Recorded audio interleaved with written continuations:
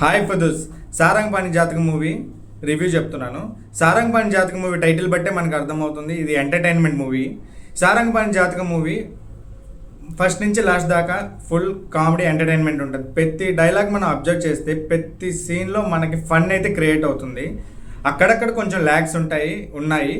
కానీ సారంగపాణి జాతకం మూవీ బిగినింగే మనకి story establishment ఉంటుంది. ఎలా అంటే ప్రియదర్శి గారు జాతకాలు నమ్మే వ్యక్తిగా, ఆ జాతకం వల్లే తన జీవితంలో ఎటువంటి మార్పులైనా జరుగుతున్నాయని, సో ఒకవేళ జాతకాన్ని బట్టి తన జీవితాన్ని ఎలా మార్చుకోవాలని వెళ్ళే ఒక ఫుల్గా ఓవర్ థింకింగ్తో మూఢనమ్మకాలని జాతకం అనే కాన్సెప్ట్తో నమ్మే వ్యక్తిగా తన క్యారెక్టర్ ఎస్టాబ్లిష్మెంట్ అయ్యిద్ది.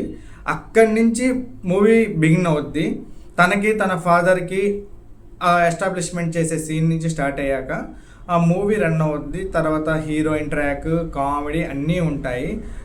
కానీ ఇక్కడ మెయిన్ ప్లాట్ ఏంటంటే జాతకాన్ని నమ్మి ఆ జాతకంలో తన జీవితాన్ని ఎలా మార్చుకోవాలి అనే అనుకునే వ్యక్తిగా తన క్యారెక్టర్ ఉంటుంది. ఇక్కడ ఈ విధంగా మూఢనమ్మకాలు నమ్మే వాళ్ళని సొసైటీ ఏ విధంగా వాడుకుంటుందనే ఒక కాన్సెప్ట్తో ఈ మూవీ ఉంటుంది. కానీ ఆ మెసేజ్ అనే దాన్ని మనం అర్థం చేసుకుంటాం లేదు తెలియదు, కానీ ఫన్ మాత్రం చాలా బాగా ఉంది. ఫ్యామిలీ ఎంటర్టైన్మెంట్ మూవీ, ఖచ్చితంగా ప్రతి ఒక్కరు ఫ్యామిలీతో వెళ్ళి చూడదగ్గ మూవీ ఇది. ఎక్కడ మనకి ఇబ్బంది కలిగేలాగైతే ఏం లేదు.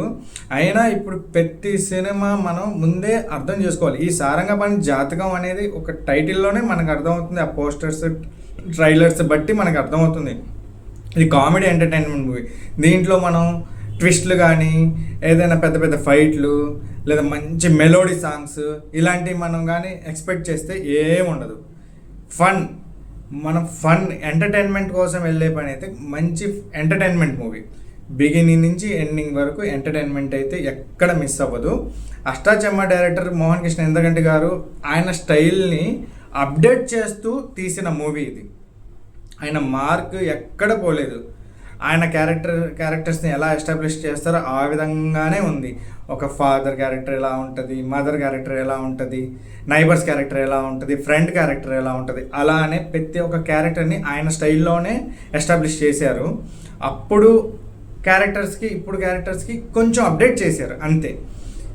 మూవీ మాత్రం ఖచ్చితంగా ఫ్యామిలీతో ఎంటర్టైన్మెంట్ అయ్యే మూవీ. ప్రతి ఒక్కరు తమ ఫ్యామిలీని తీసుకెళ్ళి హ్యాపీగా వీకెండ్ ఎంజాయ్ చేయొచ్చు. ఎక్స్పెక్టేషన్ లేకుండా కానీ వెళ్తే మూవీ ఖచ్చితంగా మీకు నచ్చుతుంది. ఎక్కడ మిమ్మల్ని బోర్ అయితే చేయదు. సెకండ్ హాఫ్ బిగినింగ్ నుంచి కొంతవరకు ల్యాగ్ వస్తుంది. ఆ ల్యాగ్ రావాలి, అది రాకపోతే కుదరదు. ఎందుకంటే ఆ స్టోరీ వెళ్ళాలంటే అలానే వెళ్ళాలి. ప్రతి ఒక్కటి ప్రిడిక్టబుల్ సీన్స్లా ఉన్నాయి. ఖచ్చితంగా ఏం కొత్తదనం లేదు, కొత్తదనం ఏం ఉండదు. ఫన్ అంటే ఫన్ క్రియేట్ చేశారు మూవీలో. కొత్తగా ఉండాలంటే ఏదైనా థ్రిల్లర్ మూవీస్ ఆ విధంగా చూసుకోవచ్చు. లేదా మలయాళం, కేరళ మూవీస్ అవి మనం చూసుకుంటే దృశ్యం 2 అలాంటివి కొంచెం బాగుంటాయి. థ్రిల్ క్రియేట్ అవుతుంటుంది. ఫన్ క్రియేట్ చేసేలాగా మన తెలుగు సినిమా ఎలా ఉండాలో అలానే ఉంది.